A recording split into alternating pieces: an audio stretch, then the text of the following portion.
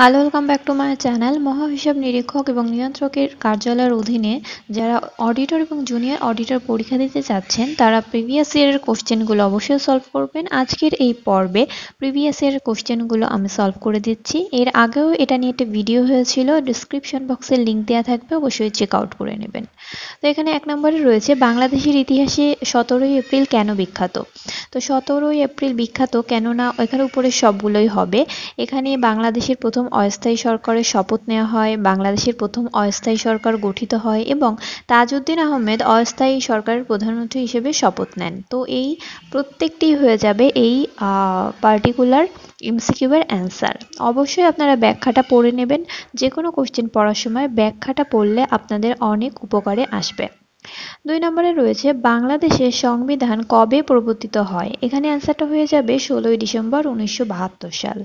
সংবিধান থেকে যে কোনো পরীক্ষায় একটি কোশ্চেন মাস্ট আসে এবং একাধিক কোশ্চেনও আসতে পারে, এজন্য সংবিধান চ্যাপ্টারটা খুবই গুরুত্বপূর্ণ।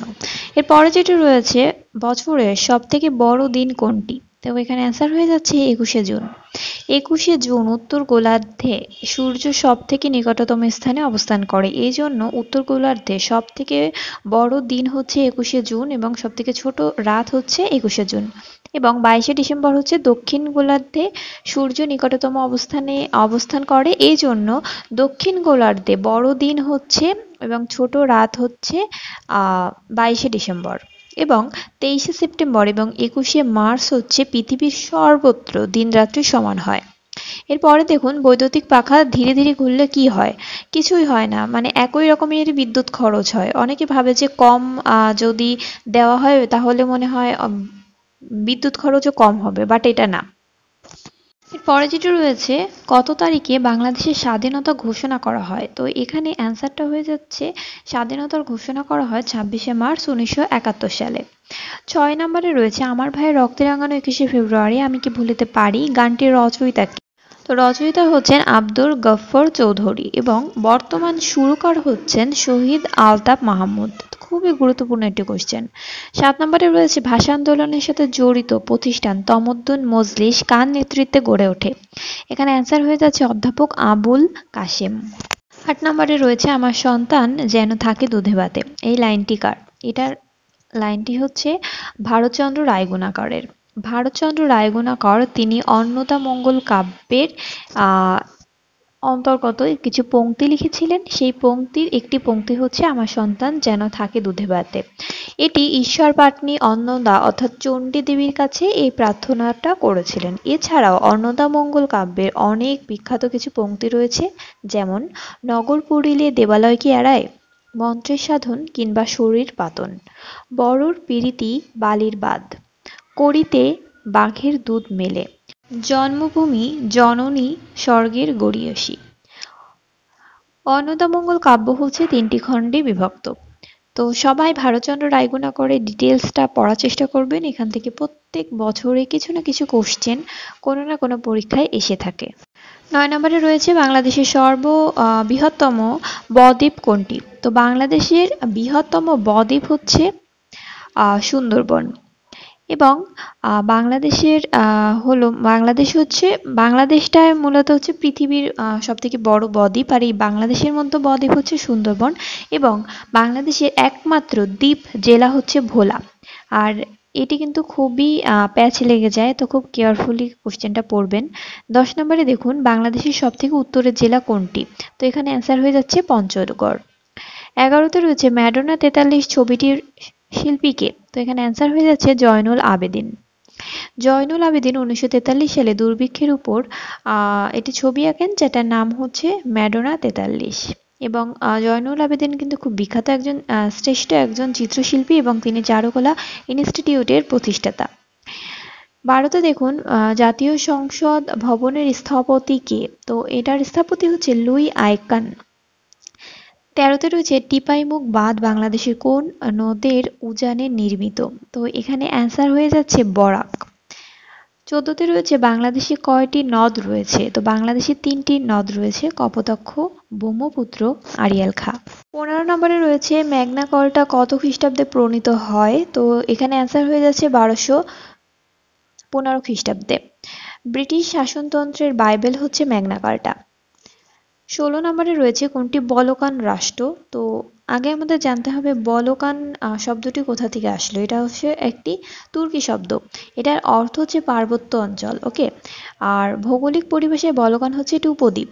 তো বলকান রাষ্ট্র রয়েছে আলবেনিয়া, বসনিয়া এবং Herzegovina, Bulgaria, Croatia, Romania, Greece, Serbia, তুরস্ক, মেসিডোনিয়া, মন্টিনিগ্রো, আইথেরা, স্লোভেনিয়া এবং কসোভো।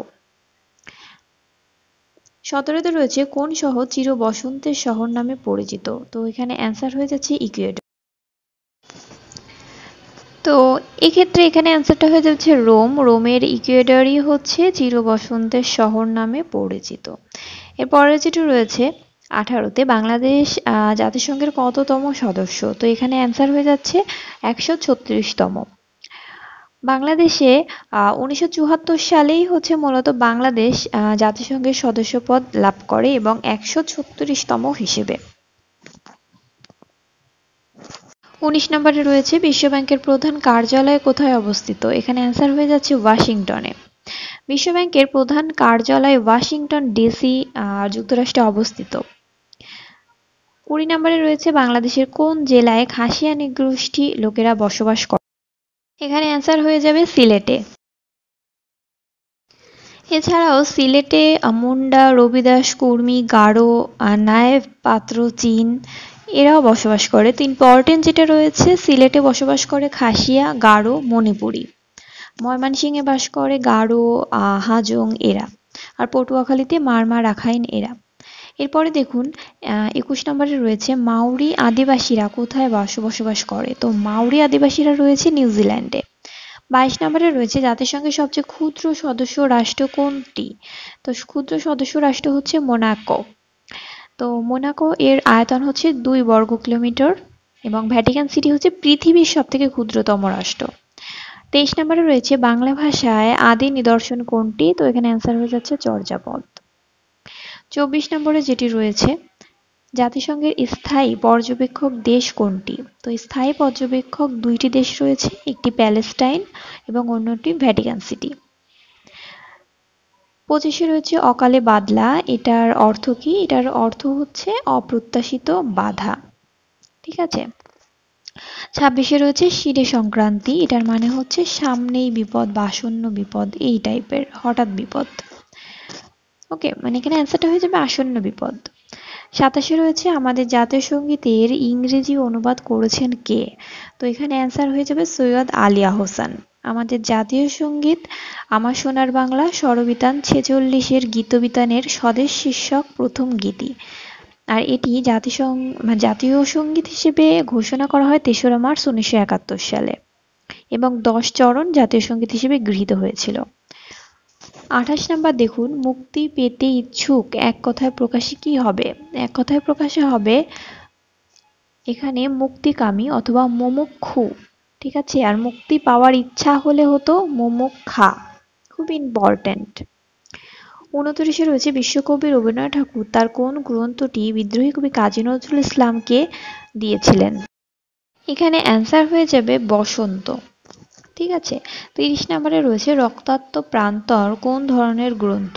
এখানে অ্যান্সার হয়ে যাবে ক নাম্বার। রক্তাক্ত প্রান্তর হচ্ছে একটি নাটক এবং রক্তাক্ত প্রান্তর কিন্তু কোনো ঐতিহাসিক নাটক নয়, এটি হচ্ছে ইতিহাস আশ্রিত নাটক। প্রকৃতপক্ষে মুনির চৌধুরী ঐতিহাসিক পটভূমিতে একটি প্রেমের নাটক রচনা করেছিলেন এবং এই নাটক রচনায় তিনি ইতিহাস মূলত ঐতিহ্য হিসেবে গ্রহণ করেছিলেন। নাট্যকার অত্যন্ত সচেতন, তবে যুদ্ধের ইতিহাস আমার নাটকের উপকরণ মাত্র, অনুপ্রেরণা নয়। এগুলো এই উপন্যাসের কিছু উক্তি। 31 নম্বরে যেটি রয়েছে নরাধম শব্দটি কোন সমাস। তো এখানে এটা হয়ে যাচ্ছে কর্মধারায় সমাস, কেননা এটা হচ্ছে নর যে অধম যে নর, নরাধম। এখানে মাঝখানে আপনারা খেয়াল করুন যে রয়েছে, তো এরকম যে বা যারা এই টাইপের কিছু যদি চলে আসে তাহলে কিন্তু সেটা কর্মধারায় সমাস। আর সমাস সম্পর্কে আরো ডিটেইলস যদি জানতে হয় আমার চ্যানেলে কিন্তু ভিডিও দেওয়া রয়েছে এবং খুব ভালোভাবে বোঝানো রয়েছে, আপনারা একবার দেখলে আশা করি বুঝে যাবেন। তো ওই ভিডিওগুলো দেখে নেবেন, তাহলে আমার মনে হয় আপনারা উপকার পাবেন, এটা আমার মনে হয়। 32 নম্বরে রয়েছে ফোর্ট উইলিয়াম কলেজ কোন সালে প্রতিষ্ঠিত হয়? এখানে অ্যান্সার হয়ে যাচ্ছে 1800 সালে। এরপরে যেটি রয়েছে কোনটি সৈয়দ ওয়ালিউল্লাহের উপন্যাস? তো সৈয়দ ওয়ালিউল্লাহের উপন্যাস হচ্ছে লাল সালু, চাঁদের অমাবস্যা, কাদো নদী কাদো। ওকে, এবং সৈয়দ ওয়ালিউল্লাহ কিন্তু খুব ইম্পর্টেন্ট একটি, তিনি একজন গুরুত্বপূর্ণ ব্যক্তি। এই জন্যই বললাম যে বিভিন্ন চাকরি পরীক্ষা সৈয়দ ওয়ালিউল্লাহ থেকে কিন্তু একটি কোশ্চেন আসে, একটু খেয়াল করে আপনারা দেখবেন। এই যে লাল সালু, এটার ইংরেজি অনুবাদ যে বইটা, সেটার নাম হচ্ছে ট্রি উইদাউট রুটস। পরেরটা দেখুন, ভূমিকম্প মাপা যন্ত্রকে কি বলা হয়? ভূমিকম্প মাপা যন্ত্রকে বলা হয় সিসমোগ্রাফ। এছাড়াও সমুদ্রের দ্রাঘিমা নির্ণায়ক হচ্ছে ক্রনোমিটার, এবং বায়ুর আর্দ্রতা পরিমাপক যন্ত্রের নাম হচ্ছে ব্যারোমিটার। ওকে, এরপরে দেখুন 38-এ বিজ্ঞানী আর্কিমিডিস কোন দেশের কোন শহরে জন্মগ্রহণ করেন? তো আর্কিমিডিস হচ্ছে গণিতবিদ, উনি হচ্ছে আসলে গ্রিসের সিসিলিতে জন্মগ্রহণ করেন। 39-এ যেটা রয়েছে বিদ্যুৎ প্রবাহ মাপা যন্ত্রের নাম কি? তো এটার যন্ত্রের নাম হচ্ছে অ্যামিটার। 40 নম্বরে রয়েছে লেবুতে কোন অ্যাসিড পাওয়া যায়? তো লেবুতে পাওয়া যায় হচ্ছে সাইট্রিক অ্যাসিড, এবং দুধে পাওয়া যায় ল্যাকটিক অ্যাসিড। 41-এ যেটা রয়েছে বাতাসের শব্দের গতি ঘন্টায় কত মাইল? তো এখানে অ্যান্সারটা হয়ে যাচ্ছে 757 মাইল। এরপরে যেটি রয়েছে কোনটি মৌলিক রং নয়? তো আমরা সবাই জানি মৌলিক রং তিনটি, লাল, নীল এবং সবুজ। এরপরে দেখুন একটি ফিজিক্স থেকে অর্থাৎ সাধারণ বিজ্ঞান থেকে একটি ম্যাথ দিয়েছে। এরপরে যেটি রয়েছে শূন্য মাধ্যমে তাপ সঞ্চালিত হয় কোন পদ্ধতিতে? তো এখানে অ্যান্সার হয়ে যাচ্ছে বিকিরণ পদ্ধতিতে। বাংলাদেশে বর্তমানে রক্তদান কার্যক্রমে কোন প্রতিষ্ঠানটি শীর্ষস্থানে রয়েছে? এখানে অ্যান্সার হয়ে যাচ্ছে সন্ধানী। তো এটি সেই সময়কার রিসেন্ট একটি টপিকস। তো রিসেন্ট টপিকস খেয়াল করে দেখবেন যে খুব একটা বেশি আসে না অডিটর অথবা জুনিয়র অডিটর পরীক্ষায়। এখানে সব থেকে বেশি আসে বাংলা, ইংলিশ, ম্যাথ এবং কিছু বিজ্ঞান থেকে কোশ্চেন। 46 নম্বরে রয়েছে ডুরাল্ড লাইন কি? তো ডুরাল্ড লাইন হচ্ছে আফগানিস্তান এবং পাকিস্তানের সীমান্ত রেখা। ঠিক আছে। 47-এ যেটি রয়েছে নিচের কোন শব্দটি পর্তুগিজ ভাষা হতে বাংলা ভাষায় আত্মীকৃত হয়েছে? অ্যান্সারটা হয়ে যাচ্ছে বালতি। 48-এ রয়েছে ট্রান্সপারেন্সি ইন্টারন্যাশনালের সদর দপ্তর কোথায়? তো এখানে অ্যান্সার হয়ে যাচ্ছে জার্মানি। 49-এ যেটি রয়েছে হ্যারি পটার কি? হ্যারি পটার হচ্ছে শিশুতোষ বইয়ের সিরিজ। 50 নম্বরে রয়েছে সূর্য এর প্রতিশব্দ কোনটি? তো এখানে সূর্য এর প্রতিশব্দ হচ্ছে ভানু। এই সমার্থক শব্দগুলো কিন্তু আপনাদের মুখস্থ করতে হবে, আদারওয়াইজ আপনারা পারবেন না। 51 নম্বরে রয়েছে কোথায় সাঁতার কাটা সহজ? এখানে অ্যান্সারটা হয়ে যাচ্ছে সাগরে।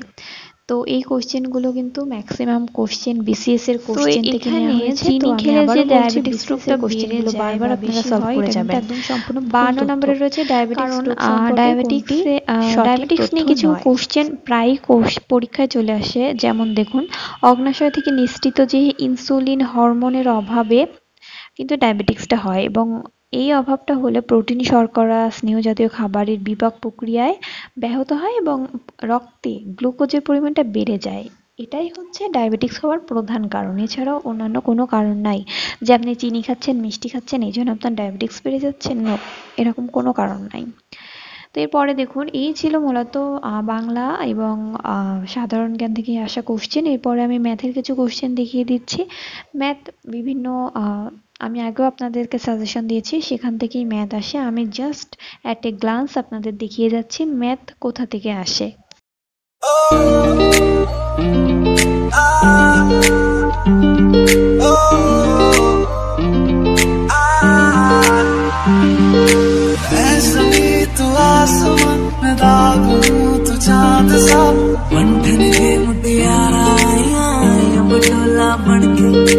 बारिश है मेरे मैं तुमको ही तू राग गन्ना दे विच पिपल पत्तियां पाई चूड़ा मेरे दिल के लिफाफे में तेरा खत है जानिया ना चीज ने कैसे पाली जन्नत ये जानिया में पंठन के मुतियारा তো এতক্ষণ আপনারা দেখছিলেন ম্যাথ কোথা থেকে আসে, এবার আমরা চলে যাচ্ছি ইংলিশে।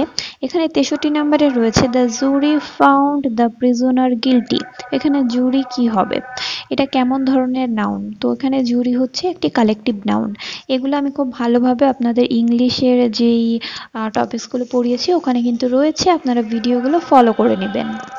64 নম্বরে রয়েছে the man was accused dash forgery. তো এখানে অ্যাকিউজড এর পরে অফ বসে। 65-তে রয়েছে the boy takes after her mother. তো এখানে অ্যান্সারটা হয়ে যাচ্ছে রিসেম্বলেন্স, মানে এটার মানে হচ্ছে একই রকম দেখতে। 66 নম্বরে রয়েছে he was confined dash bed owing to illness. তো এখানে আগে জানতে হবে যে কনফাইনের পর কি বসে। কনফাইনের পর সর্বদা টু অথবা ইন বসে। তো ব্যাপারটা যদি শয্যাগত অথবা বেড সংক্রান্ত কোনো একটা কিছু বোঝায় তাহলে সেখানে অবশ্যই টু বসবে। ঠিক আছে, এরপরে দেখুন what is the synonym of the word এথেইস। তো এথেইস মানে হচ্ছে যে কখনো ঈশ্বরের অস্তিত্বে বিশ্বাস করে না। তো এখানে অ্যান্সারটা হয়ে যাবে নন বিলিভার, অর্থাৎ যে অবিশ্বাসী। 68 নম্বরে যেটি রয়েছে what is the antonym of the word humble. তো হাম্বল মানে হচ্ছে বিনীত অথবা নম্র। তো এখানে অ্যান্সারটা হয়ে যাবে রুড, অর্থাৎ অমার্জিত। 69 নম্বরে রয়েছে writer of the Vinci code is what. তো এই যে ভিনসি কোড এটা লিখেছেন ডান ব্রাউন। ওকে।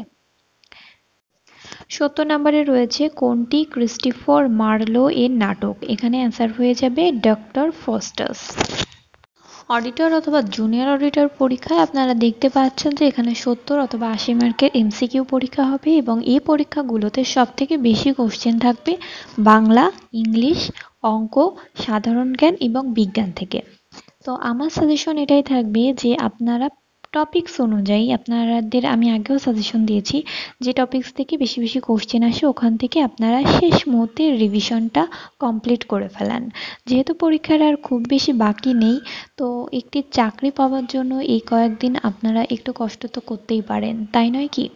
তো আজকের পর্বটি আমি এখানেই শেষ করছি। পর্বটি কেমন লাগলো আমাকে অবশ্যই জানাবেন।